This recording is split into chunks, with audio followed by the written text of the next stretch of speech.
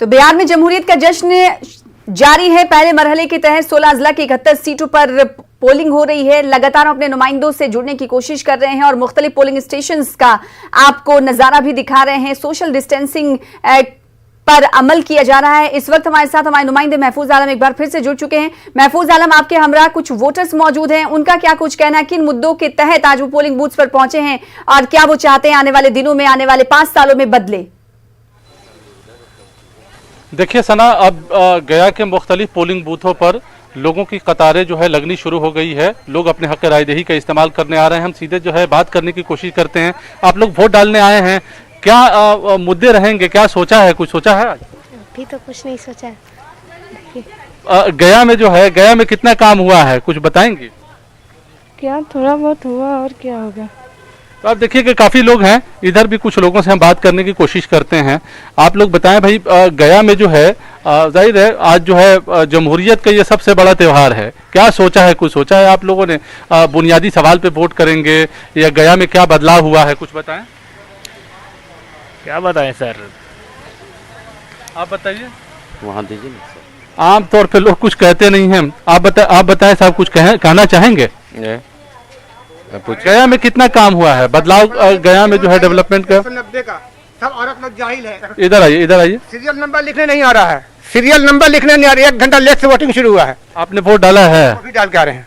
क्या मुद्दे हैं गया के, आपसे अगर जानना चाहें कितना काम हुआ, कितना डेवलपमेंट हुआ? जाहिर है बहुत सारी चीजों को जहन में रखकर लोग जो है वोट डालने आता है। हमको सब आइडिया नहीं है। चलिए देखिए, तो लोग जो है आमतौर पे जाहिर है कर रहे थे, नाराज आखिर क्यों हैं? पोलिंग बूथ पर पहुंचे थे, उन्होंने कहा कि वहां पर लोग सीरियल नंबर लिखना नहीं चाहते हैं और वो इस वहां पर मौजूद हैं, पोलिंग करवा रहे हैं। उनकी नाराजगी भी सुन लेनी चाहिए थी। जी, इनके बिल्कुल सुन लेनी चाहिए। वो नाराज होकर और कुछ कहते हुए चले भी गए। उनका ये कहना था कि वोट का जो टाइम था वो थोड़ा ताखिर से जो है इस पोलिंग बूथ पे शुरू हुआ है, वो ये कह रहे थे। लेकिन इस पोलिंग बूथ पर देखिए 189 पोलिंग बूथ है गया का, और यहाँ पे लोग जो है कतार में लगने शुरू हो गए हैं, लेकिन आमतौर पे कुछ कहते नहीं हैं पोलिंग बूथों पर। वैसे भी आपसे अगर जानना चाहें कि गया के मामले में, तो कुछ कहेंगे, कुछ बात करना चाहेंगे? बात इतनी खामोशी क्यों है भाई? तो आप देखिए कि लोग जो है क्योंकि वोटर्स, बिहार के वोटर्स काफी बेदार होते हैं, ऐसा महफूज आलम हमने देखा और शायद ऐसा पहली बार देखा जा रहा, पहली दफा देखा जा रहा है कि वोटर्स कुछ कहने पर बजिद नहीं है, कुछ कहते हुए दिखाई नहीं दे रहे। क्योंकि हमेशा यही सुनने को मिलता है कि बिहार जैसा वोटर, जागरूक वोटर, बेदार वोटर किसी और रियासत का नहीं हो सकता। बिल्कुल सना कि काफी लोग जो है बेदार होते हैं सियासी तौर पर भी, और वोट डालने के मामले में भी लोग जो है समझते हैं कि किस बुनियादी सवाल पर उन्हें वोट करना है। और लोग जो है कतार में हैं और पोलिंग बूथों पर हैं, और जाहिर है यहाँ पे कुछ कहना नहीं चाहते हैं, लेकिन काफ़ी कुछ सोच कर वो आए होंगे। उनके मन में काफ़ी बातें होंगी। काफ़ी दिनों से जो माहौल बन रहा है, या सियासी लीडरों ने बताया हो या उनके घर के गार्जियन ने बताया हो, लेकिन बुनियादी सवाल आमतौर पर जो है लोगों के जहन में रहता है। एक बार फिर से महफूज आलम, कुछ खवातीन भी मौजूद हैं, क्योंकि खवातीन की सिक्योरिटी को लेकर मसला हमेशा दरपेश होता है। अगर एनसीआरबी के आंकड़ों की बात करें तो एनसीआरबी रियासतों को लेकर लगातार हर साल आंकड़े जारी करता है, इसमें बिहार भी पीछे नहीं है। वुमेन्स के खिलाफ जो क्राइम पेश आते हैं, ऐसे में सिक्योरिटी के हवाले से महिलाएं, खवातीन क्या कुछ सोचती हैं, एक बार उनसे पूछ लीजिए। आपसे अगर जानना चाहें, आप आए हैं वोट डालने के लिए, हिफाजत के ताल्लुक से क्या कुछ गया में है इंतजाम, या आज क्या आप लोगों के लिए इंतजाम किया गया है? हम लोग तो ने 4-5 महीने से गली कोड़ के और छोड़ दी सा, और न गली हो रहा है न पानी आ रहा है, पानियों न लग रहा है। तो जरा यही सब कह रहे थे कि जल्दी से हो जाता, गली और अंगना एक हो रहा है। आप बताइए। हाँ सर, हम भी सोच रहे हैं कि अच्छा ही हो, जो भी हो। हम लोग कोई यस न वोट दे रहे हैं, सब कुछ। अच्छा, बुनियादी मतलब बुनियादी मसला आप बताइए। हाँ, वही बात है जो बोली से हम लोग भी वहीं पर रहते हैं। मतलब कि सिर्फ जो है सड़क का प्रॉब्लम है और गली नाली का प्रॉब्लम है, इसके अलावा भी कोई दिक्कत परेशानी है? नहीं। बोलिए, वुमेन्स की सिक्योरिटी के हवाले से कुछ परेशानियां, क्योंकि गया से कई बार हम देखते हैं महफूज आलम की चेन स्नैचिंग। यहाँ पे खवातीन के सिक्योरिटी को लेकर कोई परेशानी होती है? बहुत सारे मसले होते हैं, उसको देखते हुए भी खवातीन जो है वोट करती हैं, बताइए। जी वो सब तो नहीं है।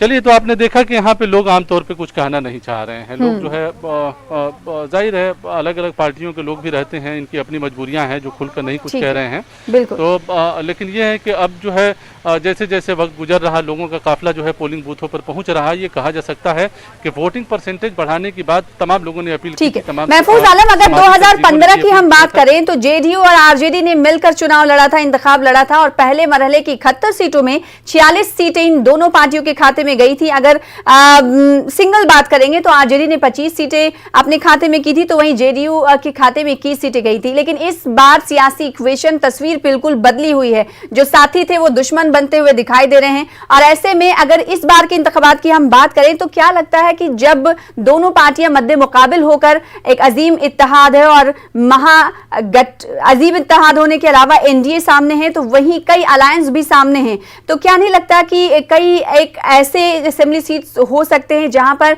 अजीम इत्तेहाद और एनडीए के दरमियान मुकाबला तो है, लेकिन उन मुकाबले को दिलचस्प या फिर टक्कर वाला बना रही है एलजेपी या फिर दूसरे जो इत्तेहाद इस बार बिहार में बने हैं नए?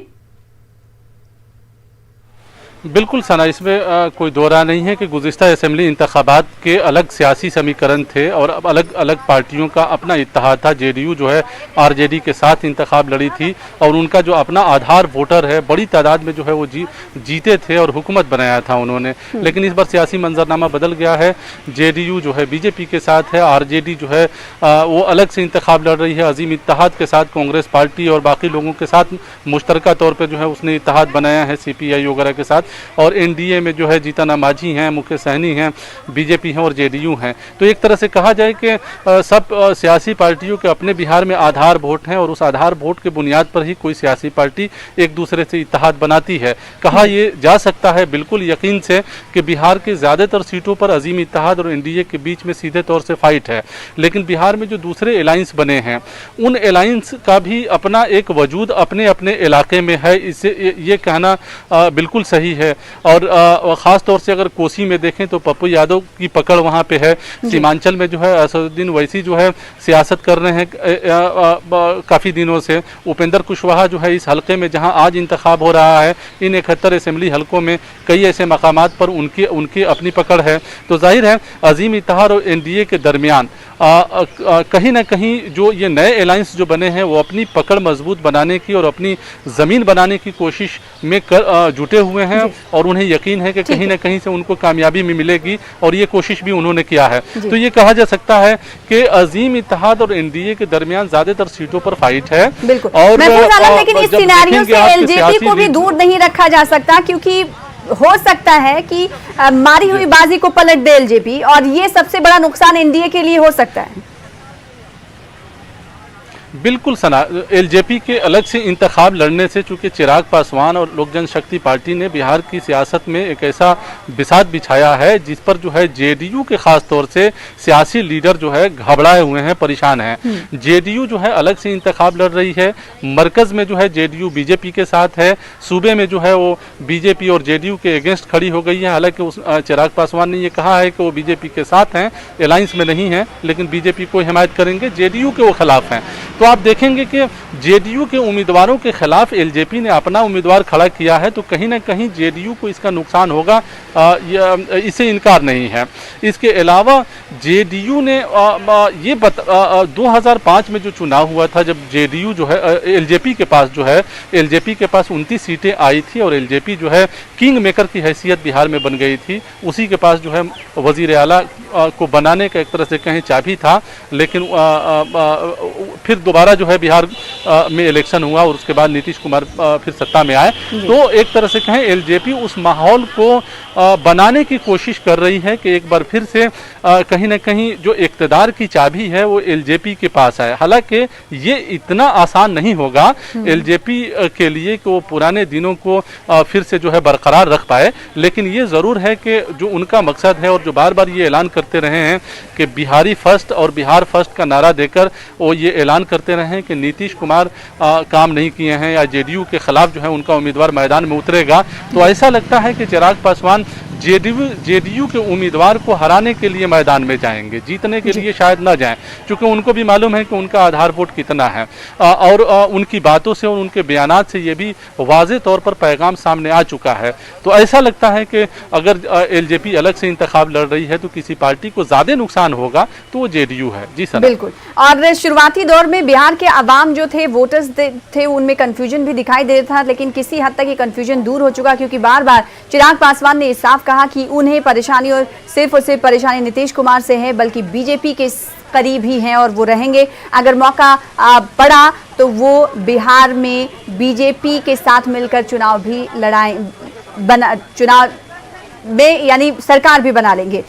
ऐसे में अगर बात आरजेडी की करें महफूज आलम, तो आरजेडी ने इस पहले मरहले के तहत 42 सीटों पर अपने उम्मीदवार उतारे हैं, तो वहीं कांग्रेस 21 सीटों पर चुनाव लड़ रही है। इसी तरह से सीपीआईएमएल के खाते में 8 सीटें गई हैं। अगर 2015 के आंकड़ों की मैं बात करूं, जो जीती हुई सीट थी वो कांग्रेस के खाते में 27 गई थी। अब सवाल ये उठता है कि 21 सीटें कांग्रेस को पहले मरहले के तहत मिली हैं। ऐसे में अगर 21 सीटों में कुछ कमी अगर दिखाई देती है, कांग्रेस ज्यादा नहीं हासिल कर पाती है, तो इसका फायदा क्या आपको लगता नहीं कि एनडीए को ही मिलेगा, क्योंकि आरजेडी के साथ कांग्रेस इंतखाब लड़ रही है?